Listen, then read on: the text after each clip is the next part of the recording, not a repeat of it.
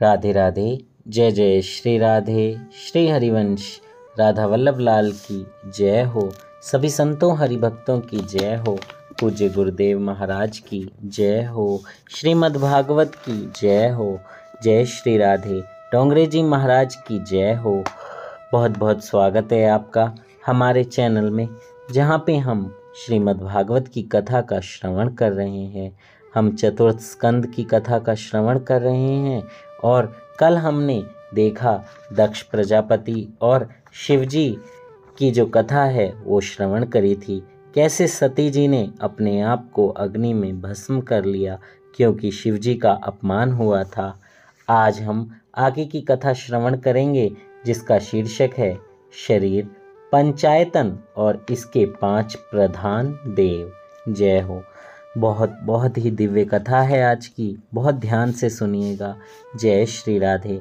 लेकिन कथा शुरू करने से पहले आइए श्लोक का श्रवण कर लेते हैं। सच्चिदानंद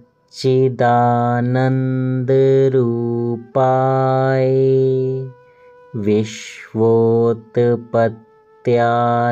हेतवे तापत्रे विनाशाय श्री कृष्णाय वयं नमः। उन सच्चिदानंद भगवान श्री कृष्ण को हम सब वंदन करते हैं। जय श्री राधे।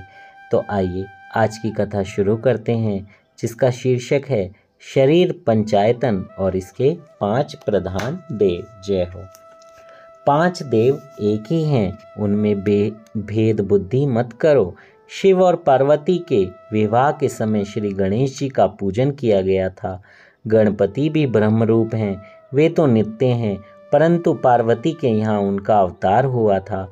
भले ही इन सब की भक्ति करो, परंतु यदि बालकृष्ण की सेवा नहीं करोगे तो सभी पूजा निष्फल होंगी।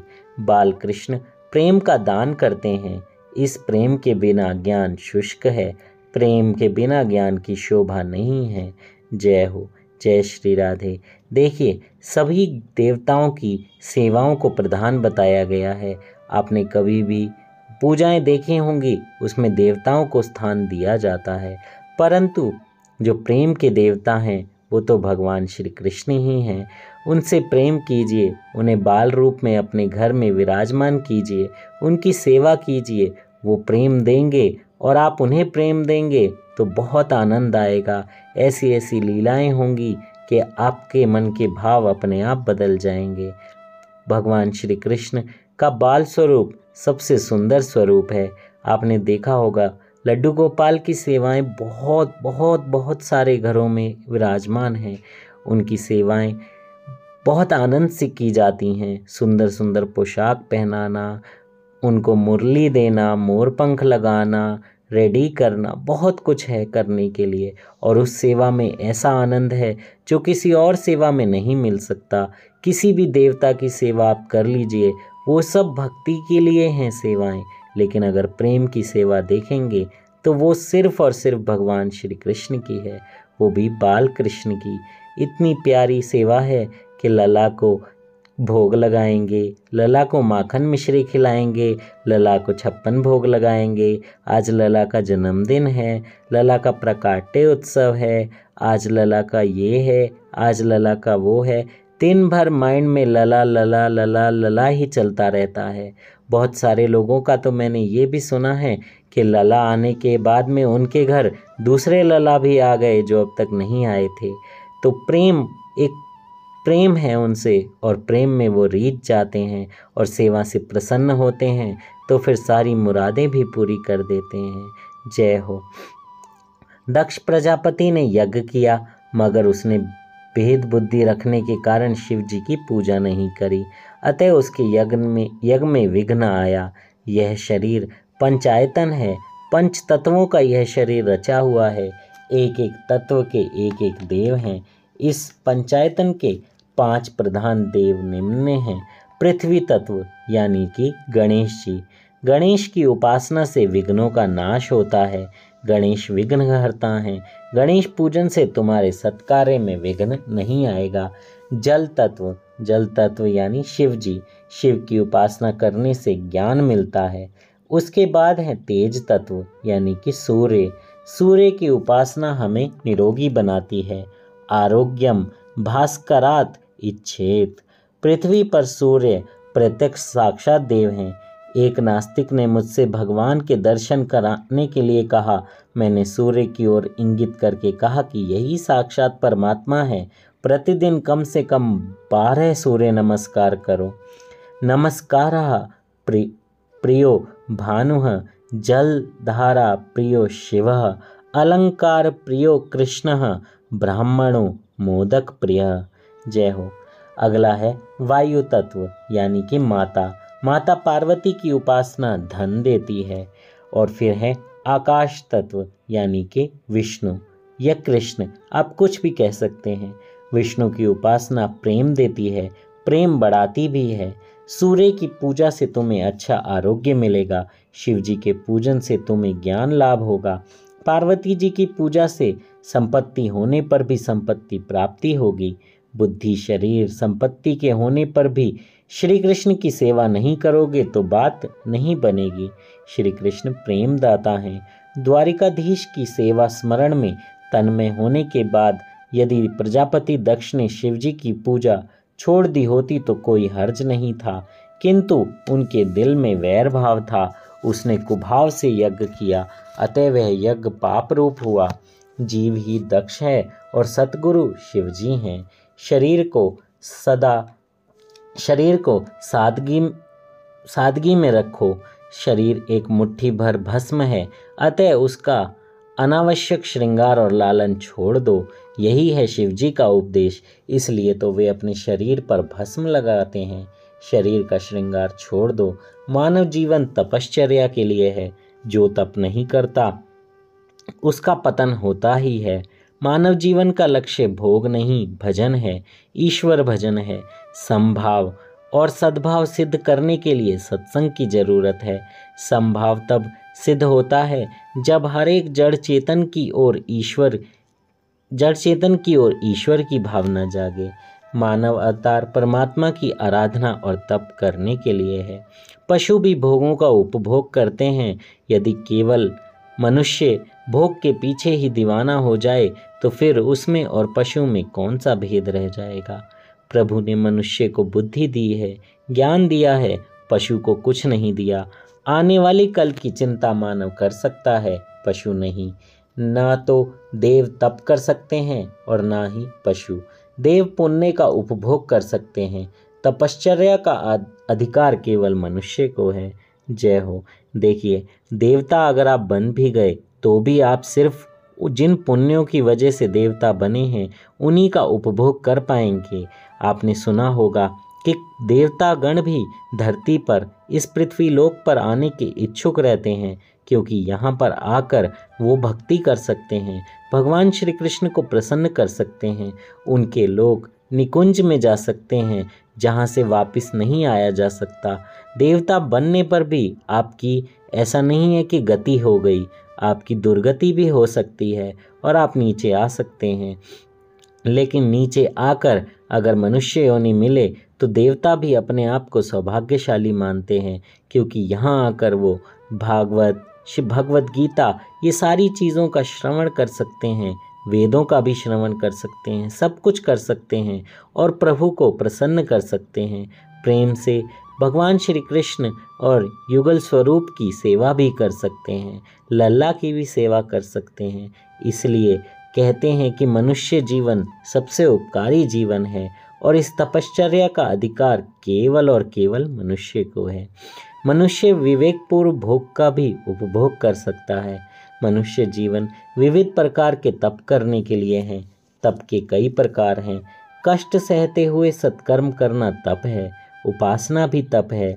पूर्णिमा अमावस्या के दिन पवित्र माने गए हैं, उन दिनों अनशन करना चाहिए। परोपकार में शरीर को लीन करना भी तप है। गीता जी में भी तप की व्याख्या करते हुए कहा गया है, भाव संशुद्धि बड़ा तप है। सभी में ईश्वर का भाव रखना भी तप है। सभी में ईश्वर विराजित हैं ऐसा अनुभव करना महान तप है। अर्थात अंतःकरण की पवित्रता से हृदय में सदा सर्वदा शांति और प्रसन्नता रहेगी। प्रिय और सत्य बोलना वाणी का तप है। पवित्रता, सरलता, ब्रह्मचर्य, अहिंसा शरीर संबंधी तप हैं। सभी के प्रति समभाव और सद्भाव रखने वाले के मन में कभी काम प्रवेश नहीं पा सकता। विकार और वासना को नष्ट करने का यही श्रेष्ठ उपाय है। जो सभी की ओर सद्भाव रखे और सभी में ईश्वर के अंश का अनुभव करे तो वह सफल होता है। प्रजापति दक्ष ने यज्ञ में शुद्ध भाव संभाव नहीं रखा, अतः उसे दुख सहना पड़ा। उसका यज्ञ से कल्याण नहीं हो पाया क्योंकि उसने शिव जी के प्रति कुभाव रखकर यज्ञ किया था। दक्ष ने यज्ञ करते हुए भी हृदय में दुर्भावना रखी थी कि शिव जी की वह पूजा नहीं करेगा। इसी कारण से यज्ञ कार्य में बाधा उपस्थित हुई। अतः किसी की भी ओर कुभाव नहीं रखो, तभी धर्म सफल होता है। सद्भाव रहित होने के कारण दक्ष का धर्म कार्य अधर्म कार्य हो गया। प्रजापति दक्ष के यज्ञ की कथा का उद्देश्य हरिहर का अभेद बतलाने का है। शिव चरित्र की यह कथा वक्ता और श्रोता के पापों को भस्मीभूत करने वाली है। अधर्म के वंशजों से सावधान रहो। चौथे स्कंद के 8वें अध्याय के प्रथम 5 श्लोकों में अधर्म के वंशजों का उल्लेख है। यह श्लोक महत्व के हैं। पुण्य ना कर सको तो कोई बात नहीं, किंतु पाप भी मत करो। अधर्म की पत्नी का नाम है मृषा देवी। मिथ्या भाषण करने का बुरा स्वभाव, उसी में से दंभ का जन्म हुआ। लोग वैष्णव तो कहलाना चाहते हैं, किंतु सच्चा वैष्णव होने की इच्छा कोई नहीं रखता। दंभ का पुत्र लोभ और लोभ का पुत्र है क्रोध। क्रोध की पुत्री दुरुत्ति अर्थात कर्कश वाणी है। महाभारत के युद्ध के और रामायण के करुण प्रसंगों में के मूल इस कर्कश वाणी में ही हैं। पैर फिसलने से जब दुर्योधन गिर पड़ा तो भीम ने कहा, अंधस्य पुत्रः अंधः। दुर्योधन ने इन शब्दों से लज्जा और अपमान का अनुभव किया और परिणामतः महाभारत का दारुण युद्ध छिड़ गया। सीता जी ने वन में लक्ष्मण को कर्कशवाणी से भत्सरना की तो उनको इच्छा ना होते हुए भी मारीच राक्षस के छल भरे शब्दों का पीछा करना पड़ा। लक्ष्मण की अनुपस्थिति में रावण सीता जी को उठा ले गया और रामायण का आरंभ हुआ। अतः कर्कशवाणी का प्रयोग कभी मत करो। मात्र इस दुर्गुण से बच पाओगे तो भी बहुत कुछ हो सकेगा। कर्कशवाणी से कली उत्पन्न होता है। कली कलह का ही रूप है। भागवत का उद्देश्य है इंद्रियों को हरि रस में डुबोए रखना। नामदेव दर्जी का, गोरा कुमार का और सेना नाई का काम करते थे। उन्होंने अपने अपने काम धंधों से ज्ञान पाया और व्यवहार शुद्धि के कारण उनका बेड़ा पार हो गया। अब अर्थ प्रकरण का आरंभ होता है। शांति संपत्ति से नहीं, किंतु संयम और सदाचार और अच्छे संस्कारों से प्राप्त होती है। संपत्ति से विकार वासना बढ़ती है। अतः धर्म का प्रकरण पहले आता है और अर्थ का बाद में। अब ध्रुव जी का आख्यान आ रहा है। उत्तानपाद की कथा जीव मात्र की कथा है। जय हो, जय श्री राधे। तो हम ध्रुव जी की कथा का कल श्रवण करेंगे। आज हम अपनी वाणी को यहीं विराम देते हैं। आज की कथा विश्राम लेती है। जय श्री राधे। श्री हरिवंश कथा कहने में मुझसे कोई त्रुटि हुई हो तो मुझे क्षमा कीजिएगा। भगवान श्री कृष्ण को दंडवत करते हुए हम सब उनसे यही प्रार्थना करें कि वो हमें सद्बुद्धि दें, अच्छे मार्ग पर चलने के लिए प्रेरित करें। हम झूठ नहीं बोलें, आलसी ना बने। राधा राधा नाम जप की कम से कम 20 से 25 मिनट तक माला करें, नहीं तो कृष्ण कृष्ण नाम की ज़रूर करें। जो भी नाम आपको प्रिय लगे माला ज़रूर करें, ज़्यादा से ज़्यादा संख्या में करें। अगर आपको गुरु मंत्र मिला है तो कम से कम 3 से 5 मालाएं आप डेली ज़रूर करें, उसे मिस बिल्कुल नहीं करें। जय श्री राधे। श्री हरिवंश इससे आगे हम कल श्रवण करेंगे। राधा वल्लभ लाल की जय हो। डोंगरे जी महाराज की जय हो। भगवान श्री कृष्ण की जय हो। जल्दी से चैनल को सब्सक्राइब कर दीजिए और बेल आइकन भी दबा दीजिए। जय श्री राधे।